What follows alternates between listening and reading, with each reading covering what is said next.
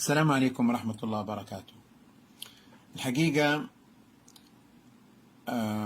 طبعا بعد حمد الله والصلاة والسلام على رسول الله وعلى آله وصحبه من والاه. الحقيقة طلب مني مرارا وتكرارا أن يكون لي لقاء يومي طوال شهر رمضان مع الإخوة في الصفحة، والواقع أنه هذا اللقاء من أصعب ما يكون، لأنه لا يمكنك أن تحدد فيه موضوع معين يتفق مع جميع الإخوة، إنما يكون فيه الطرح هكذا بحسب ما يفتح الله وييسر الله سبحانه وتعالى، ثم نفتح بعد ذلك باب الأسئلة ولو لمدة 10 دقائق تضعون أسئلتكم ثم نجيب عليها بعد ذلك بإذن الله تعالى. ورأيت أنا أنه أول موضوع وأولى موضوع أن نبدأ به هو موضوع الإخلاص والنية الصالحة لله سبحانه وتعالى. الرسول عليه الصلاة والسلام جاء في الحديث أنه قال: إنما الأعمال بالنيات وإنما لكل امرئ ما نوى.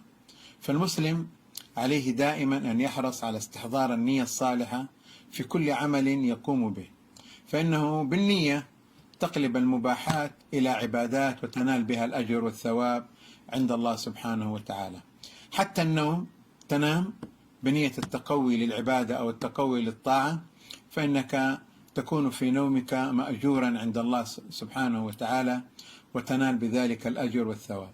في كل شأنك تبيع وتشتري وتتكسب وتربح وتطلب الربح، ولكن نيتك أن تكف نفسك وأهلك بالرزق الحلال عن الحرام، بالرزق الحلال عن الحرام، وأنك تغني نفسك بما أباحه الله سبحانه وتعالى لك. والنية في طلب العلم من الأمور المطلوبة المرغب فيها لكل طالب علم أن يستحضر النية، والمراد بالنية في مثل هذه المواضيع الإخلاص لله سبحانه وتعالى، الإخلاص لله سبحانه وتعالى.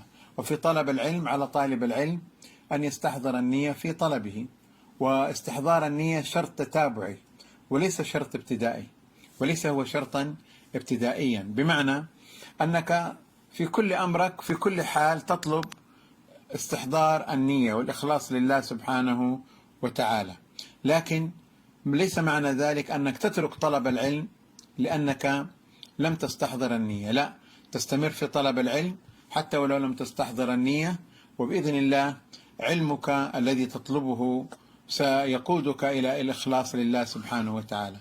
وهذا معنى الكلمة التي وردت عن بعض السلف رضوان الله عليهم من التابعين وتابعيهم، أنه قال: طلبنا العلم لغير الله فأبى العلم أن يكون إلا لله.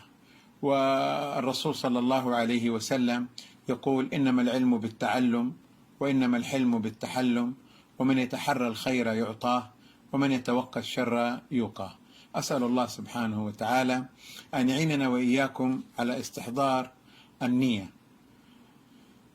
هذه النية من الأمور التي تدل على أن العبد يتابع نفسه في طاعة الله وفي رضوانه، في بيعه، في شرائه، في معاملته مع الناس، في معاملته لنفسه، في معاملته لأهله، في معاملته لولده، في معاملته لجيرانه، في كل شأنه وفي كل حاله يكون تعامله مع الله سبحانه وتعالى.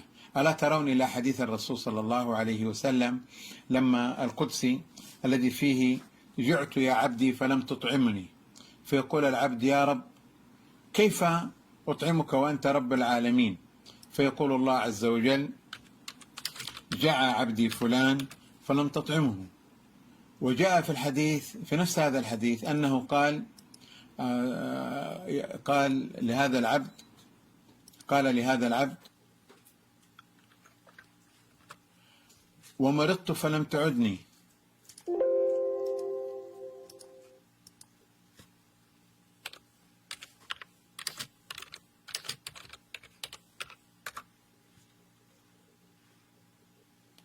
ومرضت فلم تعدني، فيقول العبد: يا ربي كيف أعودك وأنت رب العالمين؟ فيقول الله عز وجل: مرض عبدي فلان فلم تزره.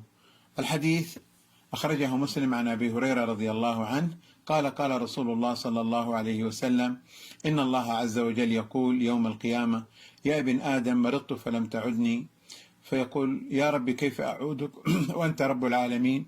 قال: أما علمت أن عبدي فلان مرض فلم تعده؟ أما علمت أنك لو عدت ولوجدتني عنده؟